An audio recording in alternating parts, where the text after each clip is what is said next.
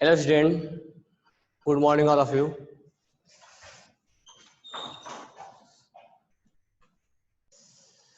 तो नाउ हमने आपको कल टीच किया था exception in ionisation energy, exception in ionisation enthalpy. Exception in ionisation enthalpy.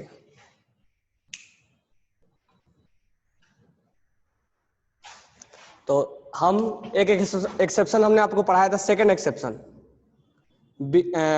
Lithium से स्टार्ट करते हैं। Lithium, lithium, beryllium, boron, CnOF। ठीक है, तो हमने पढ़ाया था आपको कि लेफ्ट टू राइट जब हम जाते हैं तो लेफ्ट टू राइट जाते हैं तो आयोनाइजेशन एनर्जी एंथैल्पी इंक्रीज होता है। लेफ्ट टू राइट अगर हम मूव करते हैं, when we move from left to right, then generally ionization enthalpy will increase, but some exception is there, not in a regular way, not in a regular way। एक regular way में increase नहीं होता, जैसे lithium, beryllium, boron, carbon, nitrogen, oxygen, fluorine, ऐसा नहीं होता है। कुछ इसमें एक्सेप्शन आते हैं, और एक्सेप्शन यहां होता है और एक्सेप्शन यहां होता है। तो जनरली होता है, इंक्रीज होता है, लेकिन दो एक्सेप्शन आते हैं। लिथियम, बोरॉन पीछे जाएगा और बेरिलियम आगे जाएगा, कार्बन, ऑक्सीजन पीछे जाएगा, नाइट्रोजन आगे जाएगा, फ्लोरीन। ये सही है, ये रॉन्ग लिखा हुआ है यहाँ दो जगह, बाकी सब सही है, दो जगह रॉन्ग लिखा हुआ है। तो ये कार्बन और ऑक्सीजन में इंटरचेंज होता है, बेरिलियम और बोरॉन में इंटरचेंज होता है। क्या इसी ग्रुप का? नहीं, फर्स्ट न्यूजीलैंड के नीचे पाकिस्तान और सल्फर, इसमें भी ऐसा ही होगा। सिलिकॉन, बेरिलियम, बेरिलियम के नीचे मैग्नीशियम, यहाँ एल्युमिनियम, इसके नीचे भी ऐसा ही होगा। Sodium, sodium, aluminium, magnesium, silicon, sulphur, phosphorus और यहाँ क्लोरीन। तो ये ऐसे एज इट इज नीचे चलता चला जाएगा। ओके, तो यहाँ पे आपको लेफ्ट टू राइट जाते समय दो एक्सेप्शन मिलने वाले हैं, एक यहाँ पर और एक यहाँ पे, जो मैं अंडरलाइन किया हूं, यहाँ मैं अंडरलाइन किया हूं। यहाँ एक्सेप्शन मिलने वाला है, यहाँ एक्सेप्शन मिलने वाले हैं। तो एक्सेप्शन के पहले ये था और एक्सेप्शन के बाद ये है, आफ्टर एक्सेप्शन ये होगा। अब हम इस चीज को एक्सप्लेन कर रहे हैं, तो यही है एक्सेप्शन। तो एक्सेप्शन को मैं अलग से लिखूं, क्योंकि हम एक्सेप्शन ही पढ़ रहे हैं, जिसको मैं हटा रहा हूं।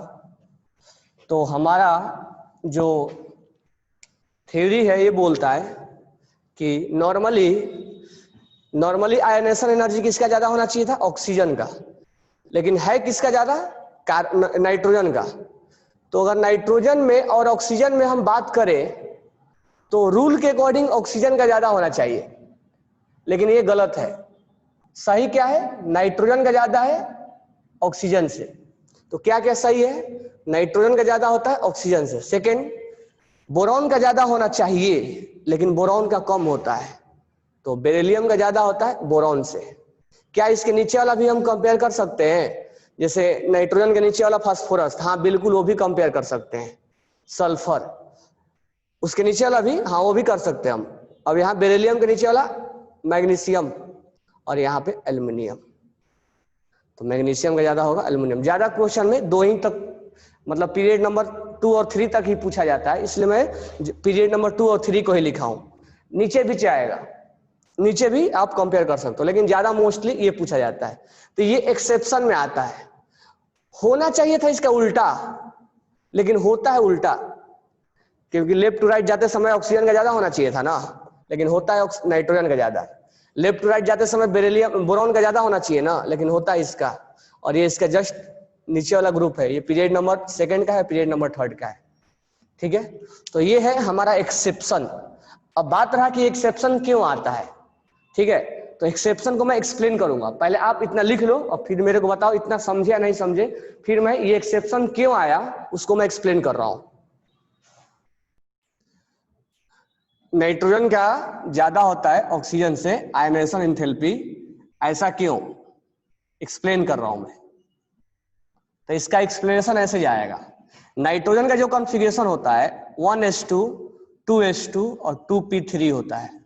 ऑक्सीजन का जो होता है 1s2 2s2 और 2p4 होता है। देखो एक चीज याद रखना, पूरे पीरियोडिक टेबल में ग्रुप नंबर 18 को हम फुलफिल्ड बोलते हैं, फुलफिल्ड कॉन्फ़िगरेशन, ये याद रखना क्योंकि सब उसमें भरा होता है, इनर्ट गैस कॉन्फ़िगरेशन होता है।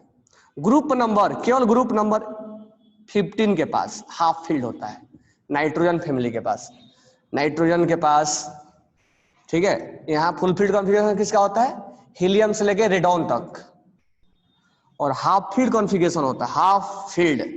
कैसे समझ में आएगा हाफ फील्ड है, कैसे समझ में आएगा हाफ फील्ड है। नाइट्रोजन से लेके न्यूजीलैंड पाकिस्तान से लेके सब भिखारी बिस्मत तक हाफ फील्ड होता है। अब ये कैसे समझ में आएगा हाफ फील्ड है, तो एक तो पहला बात है कि हम पहले याद रखेंगे कि ग्रुप नंबर 15 हाफ फील्ड होता है। हाफ फील्ड का मतलब क्या होता है, फास्फोरस सल्फर को 6 चाहिए लेकिन जस्ट उसके आधा मिला हुआ है, हाफ, उसको हम हाफ फील्ड बोलते हैं। अब ये मत ढूंढने लग जाना कि और कहाँ कहाँ हाफ फील्ड है, बरोबर है क्या। क्रोमियम में हाफ फील्ड होता है, चलो उस चीज को मैं यहाँ पे एक्सप्लेन भी कर दूंगा हाफ फील्ड। तो ग्रुप नंबर 15 को आपको याद रखना है ये, और एक चीज ध्यान से सुनना, जहां मन करे वहां मत बोल देना कि हाफ फील्ड है, क्योंकि तुम ढूंढते ढूंढते जाओगे, जैसे सोडियम का निकालोगे, तो सोडियम का निकालोगे तो 1s2 2s2 और 2p6 और 3s1, जैसे 1 मिलेगा तो तुम बोलोगे सर इसको 2 चाहिए और उसके जस्ट आधा मिला है, ये हाफ फील्ड है। नहीं,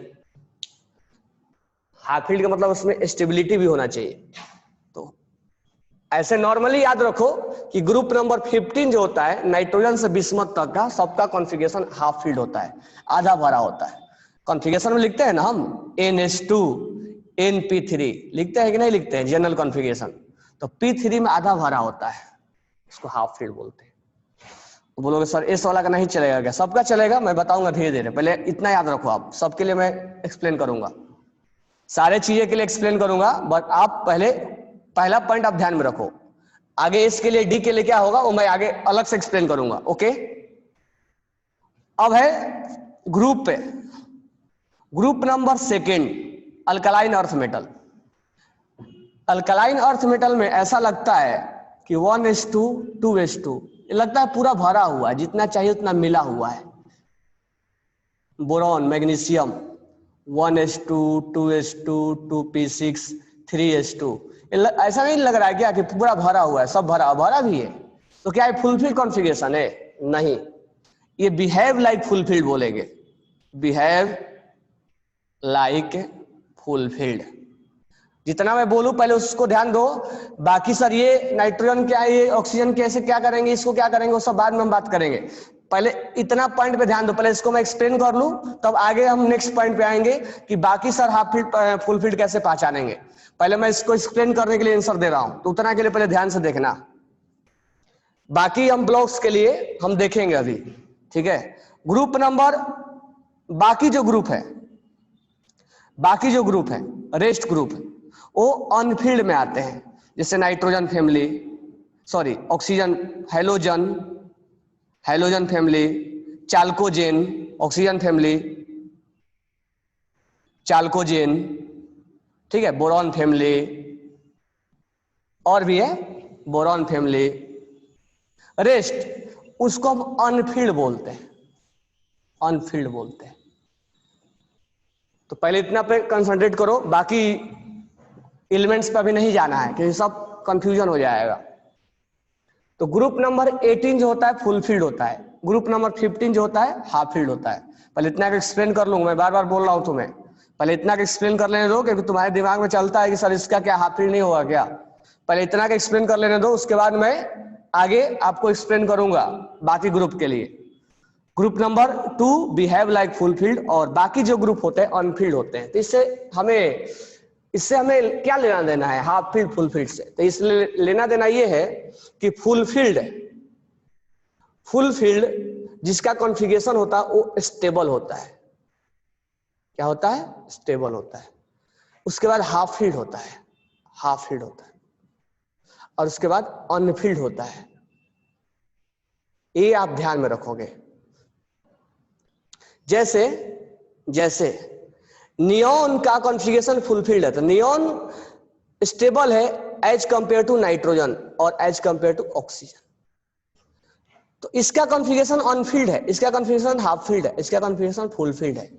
तो this one is more stable than this one, और this one is more stable than this one, because it has fulfilled configuration, और it has half filled configuration, और इट हैज अनफील्ड कॉन्फ़िगरेशन। पहले इतना लिखो, फिर मैं आगे और डिस्कस कर रहा हूं, बात करूंगा। अब यहां ध्यान देना, अब यहां पर हमें ऑक्सीजन का और नाइट्रोजन का एक्सप्लेनेशन देना है कि नाइट्रोजन का ज्यादा होता है एज कंपेयर टू ऑक्सीजन। इसका एक्सप्लेनेशन कुछ इसी तरह पे होगा। रियल में क्या होना चाहिए था? रूल के अकॉर्डिंग क्या होना चाहिए था? रूल के अकॉर्डिंग, रूल क्या बोलता है? रूल के अकॉर्डिंग क्या होना चाहिए था? अकॉर्डिंग टू रूल, मैं दोनों बता रहा हूं। अकॉर्डिंग टू रूल, रूल के अकॉर्डिंग क्या होना चाहिए? नाइट्रोजन से इलेक्ट्रॉन्स निकालना डिफिकल्ट है या ऑक्सीजन से? तो हम सबसे पहले ऑर्बिट निकालेंगे। कैसे? 2 और 5, 2 और 6। नंबर ऑफ ऑर्बिट क्या आ गया? इक्वल। तो जब नंबर ऑफ ऑर्बिट इक्वल आ गया तो हम कहां जाते हैं? प्रोटॉन के पास। 7 प्रोटॉन और 8 प्रोटॉन। तो यहां इलेक्ट्रॉन है, हमें एक ही इलेक्ट्रॉन्स को निकालना होता है। तो यहां पर अट्रैक्शन ज्यादा है क्योंकि 8 प्रोटॉन है, तो प्रोटॉन ज्यादा है तो फोर्स ऑफ अट्रैक्शन ज्यादा होगा। शॉर्ट में मैं लिखा हूं फोर्स ऑफ अट्रैक्शन ज्यादा होगा। जब फोर्स ऑफ अट्रैक्शन ज्यादा होगा तो यहां से इलेक्ट्रॉन निकालना डिफिकल्ट होगा। तो ऑक्सीजन का ज्यादा होगा नाइट्रोजन से, ऑक्सीजन का ज्यादा होगा नाइट्रोजन से, क्योंकि इसमें फोर्स ऑफ अट्रैक्शन क्या है? ज्यादा है। तो आयोनाइजेशन एंथैल्पी क्या होना चाहिए? ऑक्सीजन का ज्यादा होना चाहिए नाइट्रोजन से। ये रूल के अकॉर्डिंग है, अकॉर्डिंग टू रूल होना चाहिए ऐसा। लेकिन होता क्या है, अब एक्सेप्शन में हम इसको एक्सप्लेन कर रहे हैं। एक्सेप्शन में मैं इसको एक्सप्लेन कर रहा हूं, नाइट्रोजन का और ऑक्सीजन का। ठीक है, अब यहां पर होता है 1s2, 2s2 और 2p3। 1s2, 2s2, 2p4। ये हाफ फील्ड कॉन्फ़िगरेशन है, ये हाफ फील्ड है, हाफ फील्ड है। और ये अनफील्ड है। अनफील्ड कब बोलेंगे? अब देखो p में जब 6 आ जाएगा तो हम फुल फील्ड बोलेंगे, और p में जब 3 आएगा तो हाफ फील्ड बोलेंगे। अगर p में 1 आ गया, p में 2 आ गया, p में 4 आ गया, p में 5 आ गया तो हम अनफील्ड बोलेंगे। ठीक है, तो यहाँ p में 4 आ रहा है, तो 4 आ रहा है तो हम क्या बोलेंगे? इसको अनफील्ड है। हम इसको बोलेंगे अनफील्ड है। बरोबर है, अनफील्ड है। थोड़ा थोड़ा समझ में आ रहा है ना? Half field full field. अगर p में 6 आ गया तो क्या बोलोगे आप? फुल फील्ड है। नियॉन बोलोगे ना? p में 3 आ गया तो क्या बोलोगे? हाफ फील्ड है, बोलेंगे ना? अगर p में 1 आ गया, p में 2 आ गया, p में 4 आ गया, p में 5 आ गया तो क्या बोलेंगे? अनफील्ड है। बोलेंगे कि नहीं बोलेंगे? अब मुझे बताओ, यहाँ p में कितना आया? 3 आया, इसको क्या बोलेंगे? हाफ फील्ड, जस्ट आधा। p में आना चाहिए 6, आ रहा है जस्ट उसके आधे, तो उसको हम हाफ फील्ड बोलेंगे। यहाँ p में कितना आ रहा है? 4 आएगा तो क्या बोलेंगे? अनफील्ड। अब अनफील्ड में और हाफ फील्ड में कौन ज्यादा स्टेबल होता है? Which configuration is more stable? Which configuration is more stable? Half filled is more stable than, half filled is more stable than, half filled is more stable than unfilled.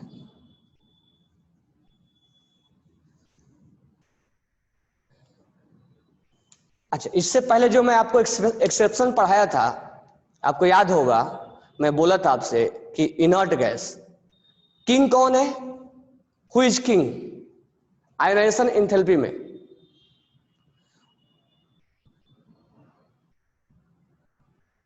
King inert है। क्यों inert है? क्यों inert है? क्योंकि उसका octet complete, वो stable है, fulfilled configuration है। तो इनर्ट गैस इज किंग, मतलब उसमें से एनर्जी निकालना बहुत मुश्किल है। ऐसा क्यों? क्योंकि वो किंग है। क्यों किंग है? क्योंकि उसका ऑक्टेट कंप्लीट है, डुप्लेट कंप्लीट है। ऑक्टेट कंप्लीट होने का मतलब हम दूसरे लैंग्वेज में क्या बोलेंगे? फुलफिल्ड कॉन्फ़िगरेशन है। Inert gas configuration stable configuration है। कई बातें हम बोल सकते हैं, स्टेबल कॉन्फ़िगरेशन है, फुलफिल्ड कॉन्फ़िगरेशन है, बोल सकते हैं ना। इनर्ट गैस कॉन्फ़िगरेशन है, फुलफिल्ड कॉन्फ़िगरेशन है, उसका मतलब वो स्टेबल है। स्टेबल चीजों में से इलेक्ट्रॉन्स निकालना मुश्किल हो जाता है, क्योंकि हमारा इसका पर्पस क्या है? इलेक्ट्रॉन्स निकालने का, इलेक्ट्रॉन्स निकालने का हमारा पर्पस है उसको स्टेबल बनाना। अब जो ऑलरेडी स्टेबल है उसमें से हम इलेक्ट्रॉन्स क्यों निकालने देना चाहेंगे? अगर निकालते भी है तो उसमें एनर्जी क्या लगेगा? बहुत ज्यादा लगेगा। तो जहां जहां फुलफिल्ड कॉन्फ़िगरेशन होगा, जहां जहां फुलफिल्ड कॉन्फ़िगरेशन होगा, वहां पे इलेक्ट्रॉन्स निकालना बहुत डिफिकल्ट होगा।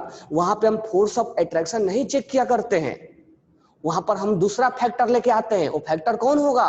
फुलफिल्ड। तो इनर्ट गैस में हम फोर्स ऑफ अट्रैक्शन, रूल क्या बोलता है? फोर्स ऑफ अट्रैक्शन चेक करो। रूल बोलता है फोर्स ऑफ अट्रैक्शन चेक करो। जिसका फोर्स ऑफ अट्रैक्शन ज्यादा है उसमें से इलेक्ट्रॉन निकालना मुश्किल है, लेकिन एक रूल को मारने वाला है। कौन मारने वाला है? फुलफिल्ड कॉन्फ़िगरेशन बोलता है कि हमारे ऊपर फुलफिल्ड, जैसे ही फुलफिल्ड कॉन्फ़िगरेशन आया हमारे ऊपर रूल अप्लाई नहीं होता है, हम किंग हैं। हम फोर्स ऑफ अट्रैक्शन नहीं जानते क्योंकि हमारा कॉन्फ़िगरेशन फुलफिल्ड है, हम स्टेबल है, इनर्ट गैस कॉन्फ़िगरेशन है, हम स्टेबल है, इसलिए हमारे में से इलेक्ट्रॉन्स निकालोगे तो एनर्जी ज्यादा लगाना पड़ेगा। ऐसा नहीं कि तुम नहीं निकाल सकते, निकाल सकते, लेकिन एनर्जी ज्यादा लगाना पड़ेगा। इसीलिए ध्यान रखना, कल मैं एक्सेप्शन को एक्सप्लेन भी किया था कि इनर्ट गैस में ऐसा क्या है कि उसका एनर्जी ज्यादा लग रहा है, रीजन जानो। तो due to fulfilled configuration, due to its octet has completed, it is a stable configuration, inert gas configuration, that's why it is more difficult to remove an electron from outer shell. वहां हम force of attraction check नहीं किया करते हैं। दो factor है हमारे पास, एक तो फैक्टर हमारे पास फोर्स ऑफ अट्रैक्शन और दूसरा है फुलफिल्ड या स्टेबल कॉन्फ़िगरेशन। स्टेबल कॉन्फ़िगरेशन तो देखो कहां पर कौन सा फैक्टर लागू हो रहा है। जहां लागू नहीं हो रहा है, अब इनर्ट गैस में फोर्स ऑफ अट्रैक्शन नहीं चेक किया करते हैं, वहां इनर्ट गैस वाला स्टेबल कॉन्फ़िगरेशन लेके आते हैं। याद रखना एक लाइन, स्टेबल कॉन्फ़िगरेशन में से इलेक्ट्रॉन निकालना डिफिकल्ट होता है और उसमें एनर्जी ज्यादा देना पड़ेगा। वहां पे फोर्स ऑफ अट्रैक्शन का आप कंपेयर नहीं करोगे। लाइन दिमाग में बैठ गया? जहां स्टेबल कॉन्फ़िगरेशन है वहां से इलेक्ट्रॉन निकालना डिफिकल्ट होता है, वहां पे हम फोर्स ऑफ अट्रैक्शन चेक नहीं किया करते हैं। तो कहां कहां नहीं करेंगे आप बताओ तो मेरे को सही। हाँ मैं बता तो रहा हूं, वहीं पे, वहीं जहां एक्सेप्शन आ रहा है वहीं पे फोर्स ऑफ अट्रैक्शन नहीं चेक किया करते हैं, वहां पर स्टेबल कॉन्फ़िगरेशन चेक किया करते हैं। तो इनर्ट गैस के केसेज में हम फोर्स ऑफ अट्रैक्शन नहीं चेक करते हैं, हम स्टेबल कॉन्फ़िगरेशन होने की वजह से वहां आयनाइजेशन एंथैल्पी ज्यादा होता है। तो वही हम यहां पे कर रहे हैं। हाफ फील्ड रूल के अकॉर्डिंग तो ऑक्सीजन का ज्यादा है, यहां फोर्स ऑफ अट्रैक्शन ज्यादा है, यहां से इलेक्ट्रॉन निकालना डिफिकल्ट होगा, लेकिन यहां पर बोल रहा है कि हम फोर्स ऑफ अट्रैक्शन को नहीं मानेंगे। क्यों नहीं मानेंगे? बोल रहा है कि मेरा हाफ फील्ड कॉन्फ़िगरेशन है और इसका अनफील्ड है, तो अनफील्ड है तो ये ज्यादा स्टेबल है, इसलिए स्टेबल चीजों में से इलेक्ट्रॉन्स निकालना मुश्किल हो जाता है। तो due to half filled configuration, due to half filled configuration, half field configuration, it will more difficult to remove an electron.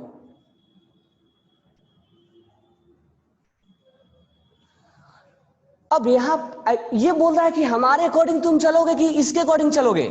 हमने बोला यहां पर हम इसके अकॉर्डिंग चलेंगे, इसीलिए नाइट्रोजन में ज्यादा होता है एज कंपेयर टू इतना। तो सर अब हमारे पास यहाँ पे क्रॉस क्वेश्चन उठता है। क्या क्रॉस क्वेश्चन तुम्हारे दिमाग में होगा?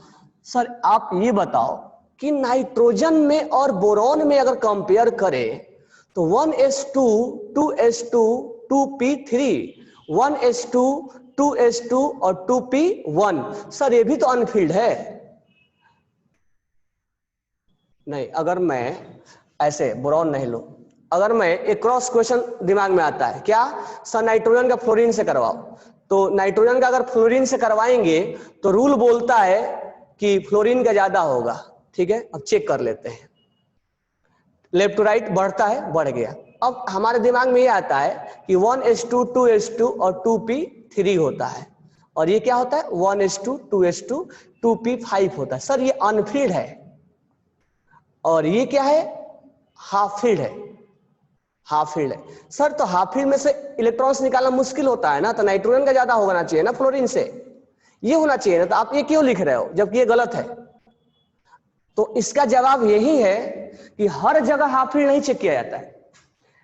अब जब दोनों कॉन्ट्राडिक्ट होगा, दोनों जब कॉन्ट्राडिक्ट होगा BCNOF, अगर हाफ फील्ड इसके अंदर स्टेबिलिटी आया है तो इसका मतलब ये नहीं हुआ कि ये हाफ फील्ड कहीं भी धूम मचाता चला है कि हम हाफ फील्ड है, इससे भी ज्यादा होंगे। यानी हमारे पास इस केस में हाफ फील्ड वाला फैक्टर डोमिनेटिंग फैक्टर नहीं है, यहां पर फोर्स ऑफ अट्रैक्शन वाला फैक्टर डोमिनेटिंग है, ये डोमिनेटिंग फैक्टर नहीं है। अब ये हमें कैसे मालूम चलेगा सर? तो जहां मैं एक्सेप्शन लिखवा रहा हूं वहीं पे तुम्हें जानना है, बाकी अपने से दिमाग नहीं लगाना है कि सर नाइट्रोजन का तो फ्लोरीन से ज्यादा होना चाहिए क्योंकि ये हाफ फील्ड है, ये अनफील्ड है, ये ज्यादा होना चाहिए।